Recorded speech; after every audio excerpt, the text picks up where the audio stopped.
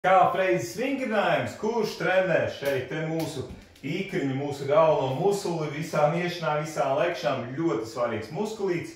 Tātad varam izmantot kaut kādu grāmatiņu paaugstinājumu, kur uzkāpt virsū, bet, ja esam uz paaugstinājumu, cenšamies tā, lai pēdas priekšējā daļa, tā bumbiņa saucamā, ir uz paaugstinājumu. Ja?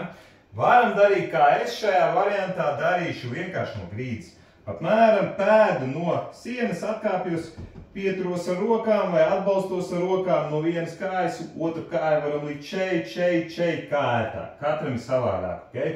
Un iztaisnojos, neliela pauzīte un lēnām nolaižos lejā. Iztaisnojos, nolaižos lejā, okay?